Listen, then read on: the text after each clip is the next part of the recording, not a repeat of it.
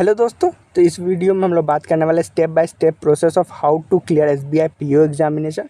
हर साल नवंबर दिसंबर के टाइम में एग्जामिनेशन स्टार्ट होता है और आपको ये बात समझ लेनी चाहिए कि इसमें प्रीलिम्स मेंस इंटरव्यू है।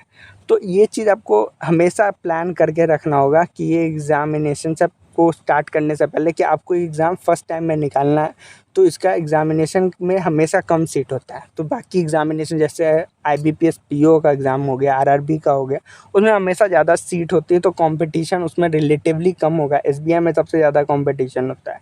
तो गोल अपना क्लियर रखना है कि हमको बैंकर बनना है, तो हमें और भी एसबीआई का, तो हमेशा आपका जो प्रिपरेशन होगा उसका लेवल थोड़ा अच्छा होना चाहिए। आप थोड़ा सा रिलैक्स मोड पर नहीं हो सकता, आपको हमेशा best of the best place पे जाना होगा, क्योंकि सीट कम होता है। आप जानते हैं 15 पिछले साल सिर्फ मात्र 1600 सीट था।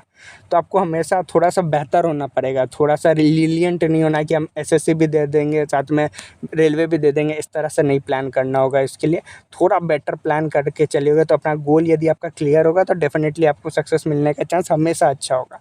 दूसरा चीज़ जो मैं आपको कहना चाहूँगा, द सीक्रेट वही है, नो योरसेल्फ। आत्मज्ञान ही सफलता की कुंजी है। मैं इस चीज़ को बहुत सीरियसली मानता हूँ कि आपको ये चीज़ जानना पड़ेगा कि आपका क्या आइडिया अच्छा हो सकता है और क्या एरिया है जो ख़राब हो सकता है। जैसे मान लीजिए, जैसे मेरा मैथ अच्छा है तो मैं मैथ को थोड़ा कम टाइम दूंगा, मैं मैथ को ज़्यादा प्रैक्टिस करूँगा। और इंग्लिश मेरा ख़राब है तो इंग्लिश को मैं थोड़ा ज़्यादा टाइम दूंगा। तो एक सबसे आसान काम कीजिए, आरआरबी क्लर्क मॉक का प्री दीजिए। 80 मार्क्स का होता है, उसमें सिर्फ मैथ और रीजनिंग आता है। 40 मैथ और 40 रीजनिंग। उसमें आप देखिए कि 40 प्लस आ रहा है, 50 प्लस आ रहा है, 60 प्लस आ रहा है, 70 प्लस आ रहा है, कैसा है आपका मैथ, कैसा है, आप रीजनिंग कैसा है। वो एकदम ईजी पेपर होता है, इसलिए आप उसको पहले एक बार दे दीजिए। और यदि वहाँ पे आपको प्रॉब्लम समझ में आ गया, आपको समझ में आ गया कि नहीं दोनों प्रॉब्लम है, तो दोनों को 4-4 घंटा देना है आज से।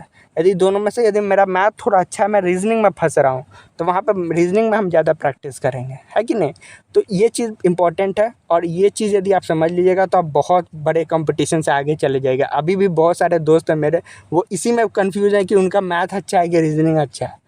ठीक है, तो क्वांट के लिए सबसे अच्छे टीचर हैं, आपको ज़्यादा टेंशन नहीं लेना है। कौशिक मोहंती करियर डिफाइनर नाम का उनका चैनल है, आप उसको फॉलो कीजिए। आप उसके अलावा मुझे नहीं लगता आपको कहीं और जाने की ज़रूरत है, कोई और टीचर का पेड क्लास लेने की ज़रूरत। वो उनके में आप जाइएगा प्लेलिस्ट में, वो अपना सारा क्लासेस डाले हुए हैं। आप इजीली उनका चैप्टर बाय चैप्टर उन्होंने सब कुछ डाला हुआ है।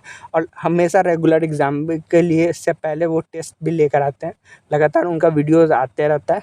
तो आप हमेशा के लिए आप टेंशन फ्री हो जाइएगा क्वांट के लिए। तो कौशिक महंती सर को आप फोकस कर सकते हैं। कौशिक महंती सर अच्छे हैं मैथ के लिए, और यदि आप उनको फॉलो कीजिएगा तो आपका ऑलमोस्ट सारा प्रॉब्लम सॉल्व हो जाएगा। इंग्लिश गेम चेंजर है, बहुत बड़ा प्रॉब्लम इंग्लिश का हो जाता है क्योंकि लोग उसमें नंबर नहीं ला पाते हैं। मैथ कभी कभी बहुत ज़्यादा हार्ड हो जाता है कि लोग नंबर ही नहीं ला पाते, तो इंग्लिश आपका सेवर हो सकता है। यदि आपका इंग्लिश अच्छा है तो आपका 100% सिलेक्शन होने का चांस हो सकता है। निमिषा बंसल यूट्यूब चैनल पर देख सकते हैं। उसके अलावा बॉलीवुड का भी एक यूट्यूब चैनल है, वो भी काफ़ी अच्छा है। इसके अलावा न्यूज़पेपर पढ़ना ज़रूरी है। न्यूज़पेपर आप रोज़ 30 मिनट 1 घंटा एकदम विदाउट फेल पढ़िए, क्योंकि वो स्पीड चाहिए आपको वहाँ पर रीडिंग करने के लिए। वहाँ पे जो रीडिंग कॉम्प्रिहेंशन आएगा, तो स्पीड जो आपको चाहिए वो आपको रीडिंग करने से ही आएगी। तो अच्छे से रीडिंग रोज़ कीजिए, 30 मिनट से 1 घंटा रोज़ दीजिए। आपको लगेगा क्या ही बेकार काम कर रहा है, पर स्पीड चाहिए, आपको स्पीड चाहिए। और रीजनिंग भी स्पीड का ही खेल है। तो रीजनिंग में भी आपको सिर्फ प्रैक्टिस करना है, थोड़ा सा चीज़ें समझनी है। ज़्यादा रीजनिंग में बहुत ज़्यादा कंसेप्ट नहीं है, इज़ ऑल अबाउट प्रैक्टिस। तो यहाँ पे प्रैक्टिस करना है। और बहुत सारा यूट्यूब चैनल है, किसी का भी आप पकड़ लो। बैंकर्स अड्डा नाम का यूट्यूब चैनल है, ओलिव बोर्ड का यूट्यूब चैनल है, अंकुश लांबा सर का भी यूट्यूब चैनल है। रोज़ 3-4 घंटा का प्रैक्टिस चाहिए, क्योंकि रीजनिंग में जो ज़्यादा प्रैक्टिस करेगा उसको ज़्यादा आइडिया हो जाएगा, ज़्यादा एक तरह का पैटर्न समझ जाए। जितना ज़्यादा आप पैटर्न समझोगे उतना हाई चांस है आप एग्ज़ाम क्लियर कर लोगे। कोई क्वेश्चन, सारे क्वेश्चन का जो बहुत बेसिक लेवल में हमेशा सेम ही रहेगा।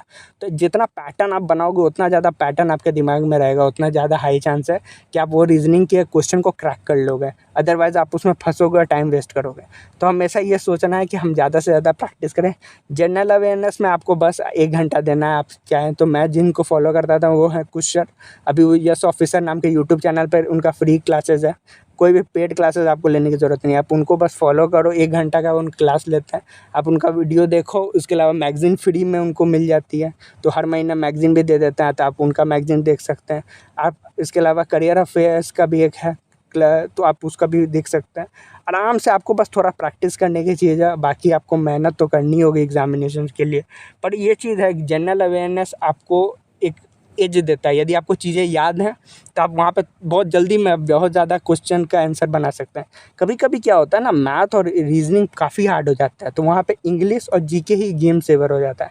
अभी पिछले 2-3 साल से जो हम सुन रहे हैं लोगों से, यही आ रहा है कि जीके थोड़ा हार्ड हो रहा है। तो इसलिए आपको ये समझ लेना होगा कि जीके हार्ड है, तो आपको थोड़ा ज़्यादा एफर्ट मारना होगा जीके के लिए। थोड़ा सा एक मैगज़ीन और पढ़ भी सकते हैं, पर मैं मानूंगा कि आप थोड़ा उसको पर फोकस करिए। जीके में यदि आप दूसरों से एज लेकर रखिएगा ना, तो हमेशा फ़ायदा होगा। इसके अलावा आप न्यूज़पेपर रोज़ पढ़ रहे हैं तो उसका तो आपको फ़ायदा होगा ही होगा। ज़्यादा स्ट्रैटेजी वीडियोस देखने से बेटर होगा कि आप स्टार्ट करना शुरू कर दीजिए, क्योंकि ये स्ट्रैटेजी वीडियो से बहुत ज़्यादा अंतर नहीं होने वाला। मेन जो आपको सफलता दिलाएगा वो time of act of war में, वो है प्रैक्टिस। हमेशा लड़ाई करने से पहले आपको प्रैक्टिस की ज़रूरत होती है। तो ज़्यादा से ज़्यादा ये नहीं सोचना कि ये स्ट्रैटेजी, ये टीचर अच्छे हैं, ये टीचर अच्छे हैं, ये इतना ज़्यादा नहीं सोचिए। हर टीचर अच्छा काम कर रहे हैं।